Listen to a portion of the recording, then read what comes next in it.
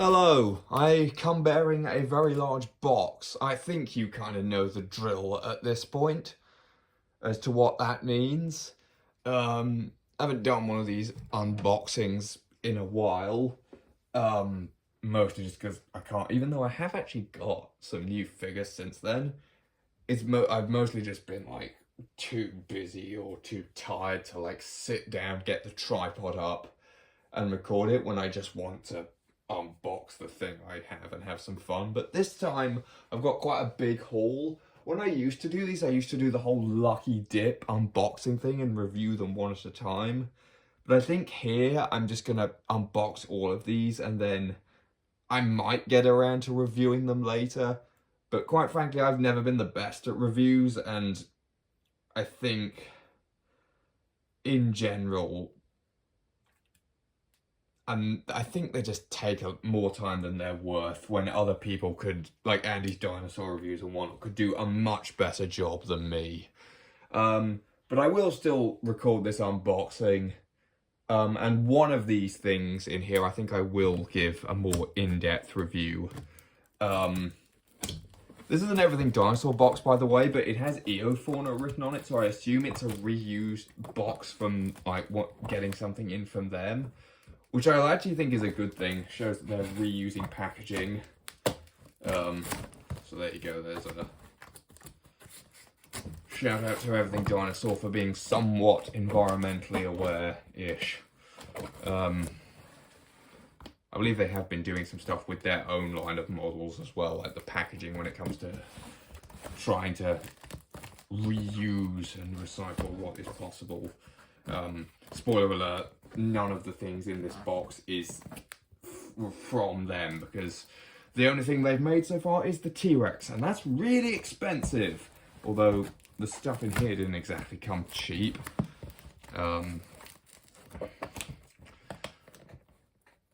Gosh, this is proving to be a right pain to unbox. Okay, hold on, give me a sec while I cut this open. Alright, I've cut open the box and I've turned it on its side so you can see what's inside as opposed to just take it off. So I'm just going to open up these flaps. I can already see the unmistakable sign of a PNSO box in there. In fact, I can see two boxes in there. There's, yeah, two of the things in here come in boxes and one of them is just bagged. So we might as well get this one out first. That is the PNSO Tour Overnator, as if I didn't already have enough cock-out onto swords from them, although immediately, even just the box art for this is looking fantastic. Really excited to get this one out. And I think you've already noticed there's a Beast of the Mesozoic box in there, but first, we've got the new-ish, new to me at least, Safari Megalosaurus that took way too long to make it to the UK. That's one I've been wanting to get my hands on for a while. And then finally, I finally went and bought something from Beast of the Mesozoic, although, did it come loose in packaging, or is it meant to be like that? I feel like I should be able to see something other than it's... Oh wait, hold on, no, I think this sleeve is slid along. I think it's meant to be at the other end. Maybe. Hold on. Yeah, I think it's meant to be like that. Like on that end, it's... Yeah, I think it's meant to be like that. So its head is visible and... Okay. Those who are on a certain Discord server that I'm on with some other DinoTubers have known me for a while as a bit of a... Not necessarily a BOTM hater, but someone who is very skeptical of them and thinks other people glaze them. So this is my chance to get a in-hand impression of them. We've got our fact sheets here, which I'm just going through. The Tour Overnator one's probably the most interesting one because this is the only model of that species currently, and thus the PNSO figure is the only one you can get this fact sheet with. Feel free to pause and read that if you like. And then for the other two, we've got... Oh wow, the The Megalosaurus images are looking somewhat dated. Oh dear. Yeah, I feel like maybe that drawing could do with an update. And then we've got Spicelepis, which actually does look to be based on the BOTM figure, which is interesting. I think that's definitely the one that's going to be the most interesting here. But I think first, let me clear all this stuff out of the way, and then we'll actually get into some of these. Alright, I'm back. I've cleared all the stuff away, and I've got myself a cup of boiling water in case I need to loosen up the joints on the BOTM Spicelepis. And in fact, I might as well unbox that one first. Because of that, just because that means, you know, if it does, I can set that off while we unbox the other two. The immediate thing I'm noticing out of this, with this thing, before I even take it out the box, is the tips of the horns have a bit of paint on them, a bit of a darker color, which is interesting. Not entirely sure if I'm a fan of that just yet. We'll see. This sleeve, I thought it just had this picture on the side, but it's actually got this on the top with some advertising stuff on it. Realistic movement and detail. We'll see about that. Not sure what this number 14 is. Maybe like 14 in the series. The artwork on the back I do like. Gabriel Aguesa is a really good artist, and I do like the... Oh, wait, no, sorry. This one was by Shannon Beaumont. Or maybe they have multiple artists then, because I know Gabriel Aguesa did a few of them. Okay, sorry. Shannon Beaumont did this. Probably pronouncing that completely wrong, but I don't know. It's a nice piece of artwork. And we've got a sort of open-sided box style packaging, so you can see the figure inside. It does look pretty good at the moment, I have to say. Again, I've always been kind of skeptical of this series and whether it's actually worth the ridiculous prices they charge, but I think so far this is looking good. I also don't have a lot of like 1 to 18th scale figures, or like, in fact I don't technically have any, but I've got a bunch of 1 to 20 scale stuff, which is close enough. So if I ever want to make a series like that, which I might well do later down the line, spoiler alert, that's not what Redacted is. Okay, 14 is the number for the Spicelepis in the series. Yeah, if I ever want to make something in that scale down the line, then this will be nice to have just for like another herbivore. And I don't have many ceratopsians in my collection either, so yeah. Okay, I've cut those, and then do I just take the back off?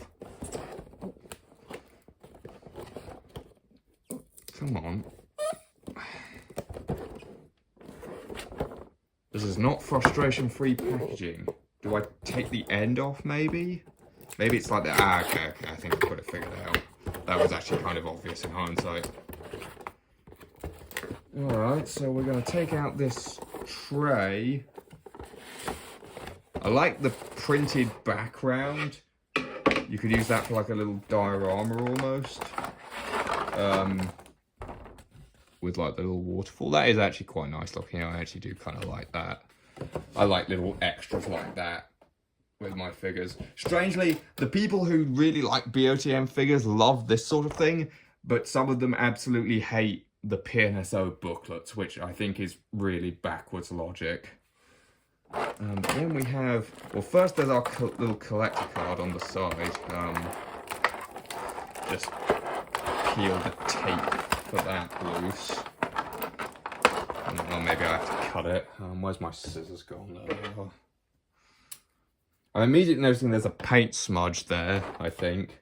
So minus points for that. And you might say, oh, you're nitpicking. Yeah, but people say that BOTM, you can do no wrong, and are the holy grail of dinosaur figures. So, and for the price you pay for them, like, this isn't a super huge one, and it still costs like 50 quid, although to be fair, it is bigger than I thought it would be. Like, I knew it was going to be fairly large, but I didn't think it would be quite this large. Doesn't look like you can just, looks like you have to cut this bag open. Unlike, say, the bags with the Eofauna cards, for example. Right. Collector card. With the same artwork on it and an image of the figure, some information. And then I've got an instruction sheet on, yeah, how to heat up the tail. Because, yes, everyone wants to be paying for a premium figure that you then have to heat up and warp before you can assemble it. I mean, yeah, I can't really talk because I don't mark down things like the PNSO figures for their stability problems too much. Actually, that's not going to get in there. Let me get my slimmer scissors. Maybe I can just... Nah, I think I am. Can you get these out? Ah, you can get them out from the back, I see. Again, not frustration-free packaging, but definitely not the worst I can see. At least there's none of those dreaded twist ties.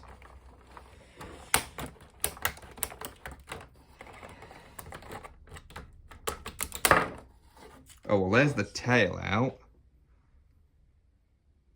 on its own immediately. See if I get the camera to focus on that. That's where it attaches.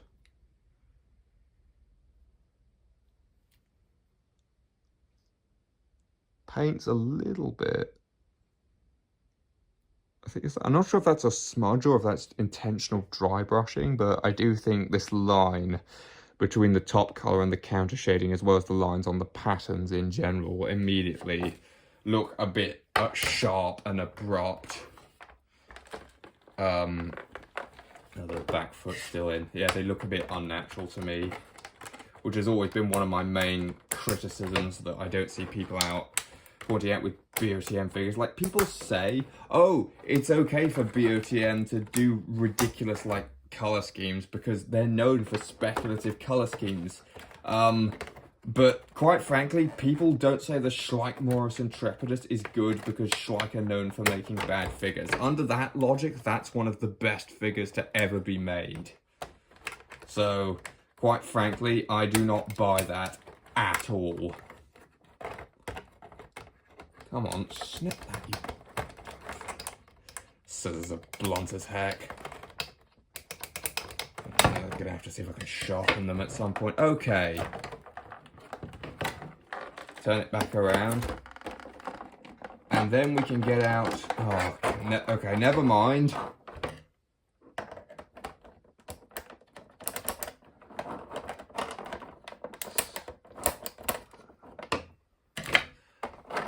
There we go. Alright.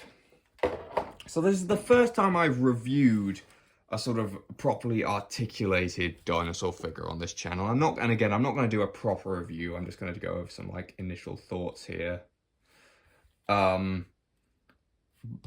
I'm not a huge fan of articulated dinosaur figures or articulated figures in general. I just personally find that the seam lines for the joints are really ugly and distracting. Yes, they are quite stiff, aren't they? And I do immediately think out of the box that that jaw seam is bothering me, especially since I think this one might have come a bit loose actually in the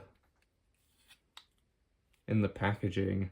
I don't think it's meant to stick out that much.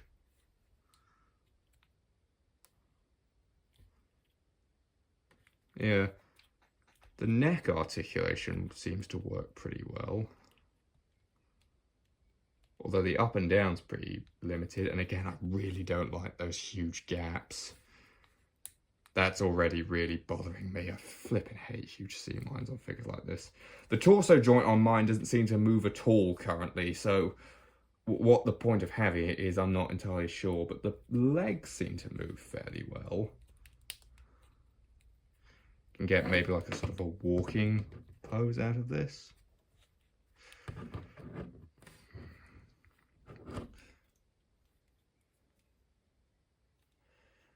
Yeah, gosh, the joints are definitely a bit stiff out of the box. Again, I'll have a bit of a look around and see if I can get this to work. I assume the tail ain't gonna go on. It is a bit heavier than I thought it would be, I will say. Gosh, that is really stiff. I might not have, like, I was just gonna dunk the tail in water. I might have to dunk the dinosaur in water at this rate. Okay, you know what? We're gonna come back to you.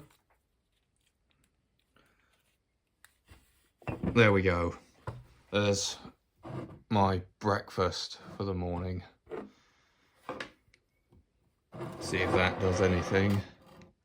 I do like its frill patterns, I will say. A lot of the time I don't really like the patterns on the BOTM figures because I find them to be a bit chaotic and distracting, but I think on the frill, which was probably mainly a display structure, it works. I'm not sure if I'm a huge fan of this like bluish grey on the horns though. That feels... I mean, I guess cow horns have darker tips, but generally when sort of horns or antlers get worn, you have less like sort of pigment or anything on the ends of them. But there you go. Put you to the side. Next, I think we're going to go from the most expensive thing in this order to the cheapest thing, which is going to be the Safari Megalosaurus. Been a while since I've had something from Safari, to be honest, but this thing, pretty much ever since I saw it, I liked. Yeah, it's a little smaller than I expected, but like I didn't expect it to be huge, but this thing is quite small. Plastic material's interesting because I saw in a review of this thing, it looked really quite rubbery, the plastic, but actually having it in hand, oh, it's quite rubbery, but it's a little harder. It feels really tough and it doesn't feel like it's going to break easily, which I like.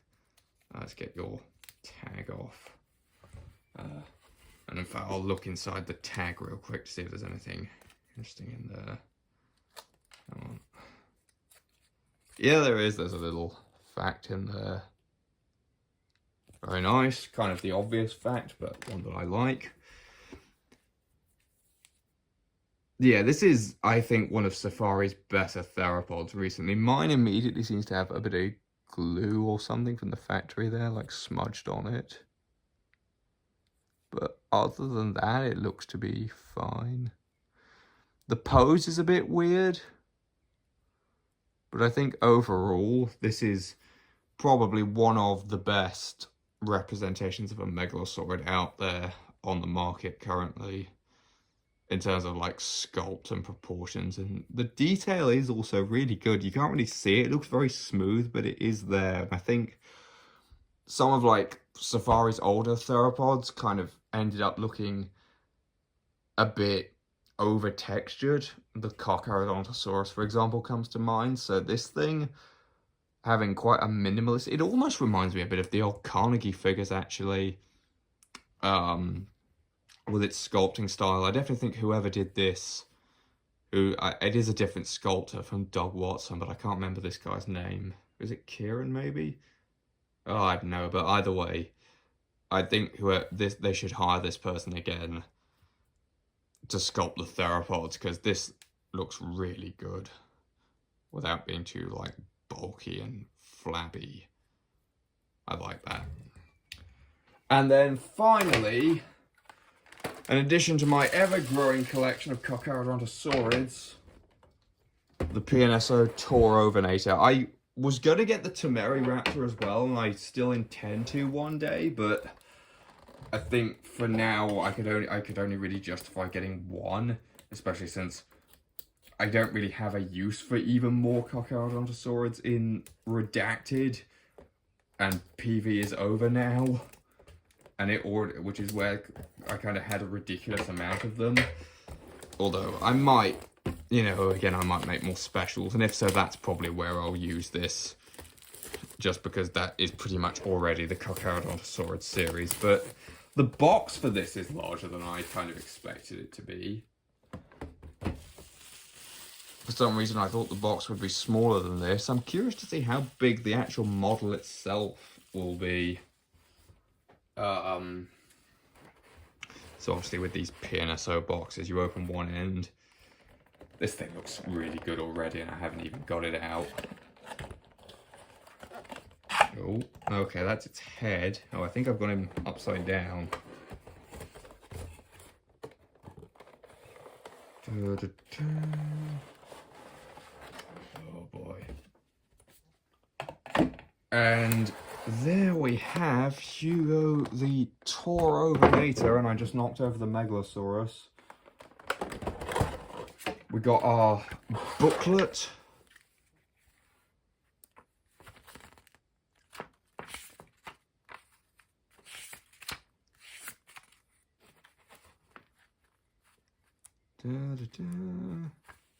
Oh, I like the addition of a skeletal reconstruction. That's something I always like to see in these booklets, with the known elements highlighted, and it looks to be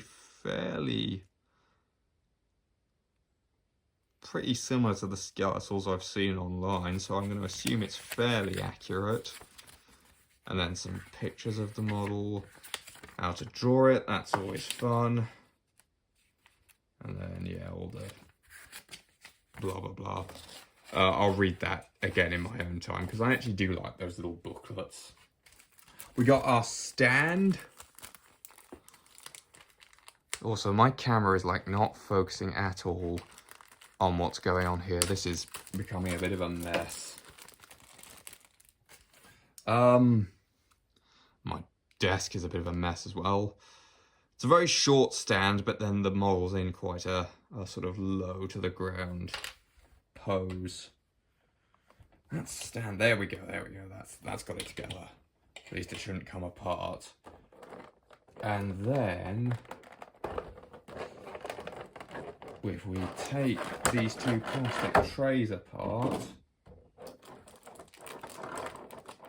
we can get at this guy, who again is immediately looking a bit bigger than I expect. Oh, actually, hold on now. Okay, maybe he looked bigger because he was wrapped in the plastic. He's heavy though, because again, the PNSO models are like solid PVC, but wow. I swear that PNSO do some other great work, but I think their Carnosaurs, their like Allosaurids in particular, have really always been what they excel at, and this is no exception. Stan's felt pretty good at the moment so far, but I could definitely see how he could warp. This is the second of their Carcharodontosaurs to have lips, and the first one I own. And immediately I really like how that looks. Like, I don't really mind the lipless look on their older ones, but this blows them out the water. This looks so natural, and the paint blending. Again, remember what I just said about the BOTM patterns looking very sharp and abrupt?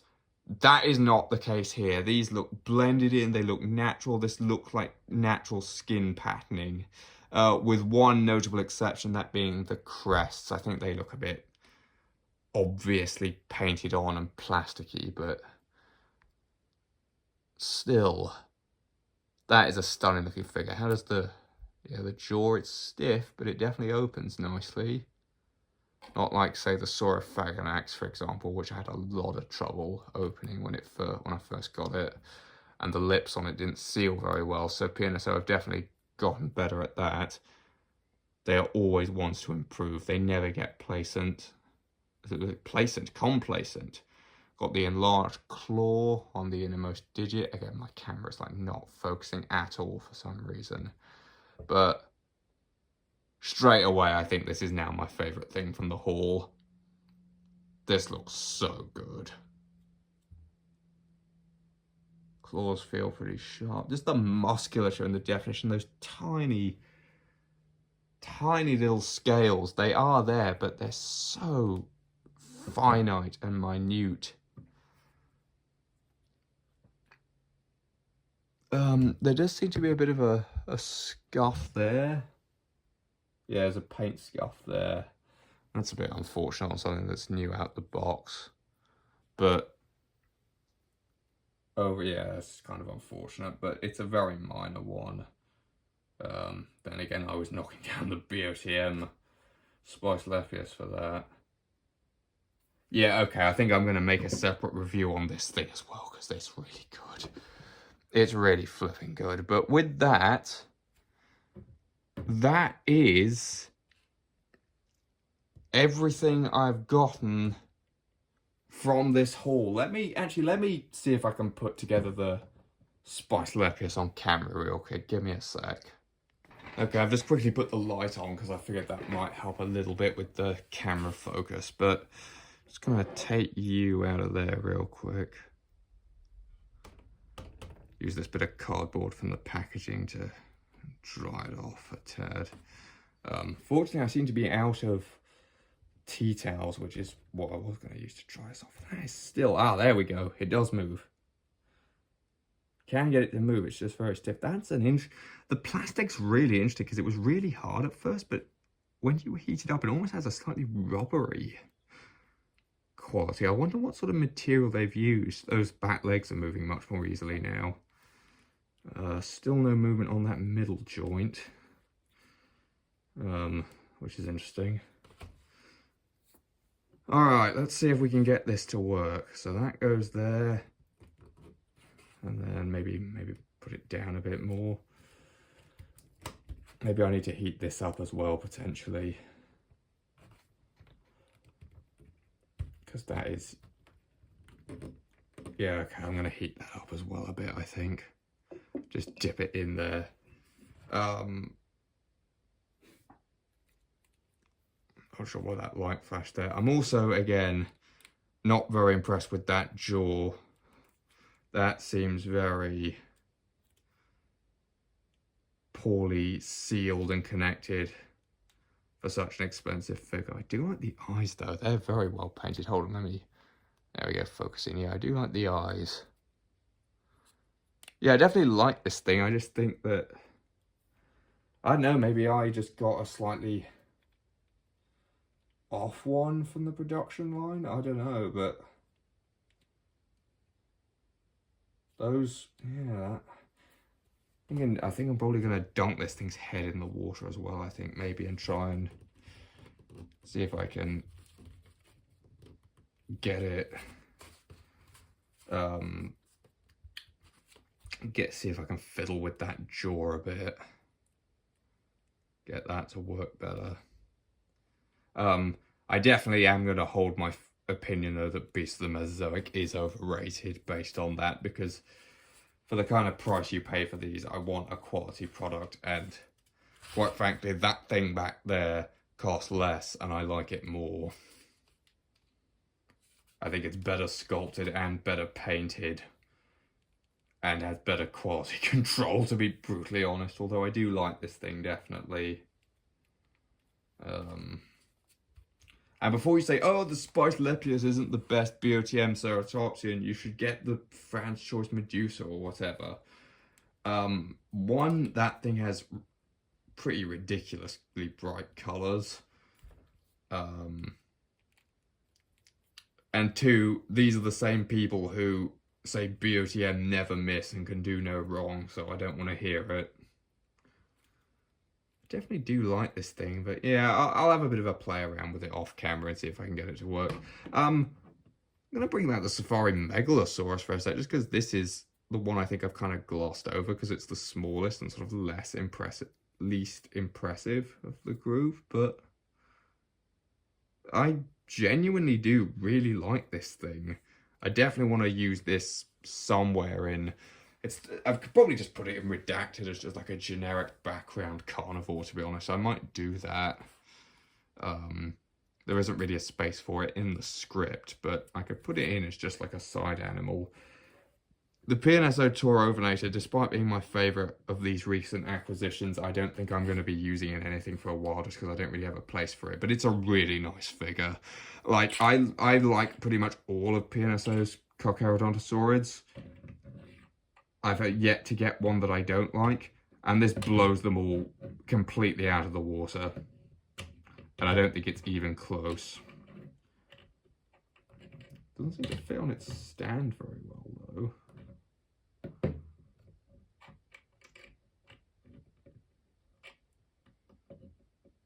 It doesn't like to sit on its stand very well at all. Okay, let me try this again.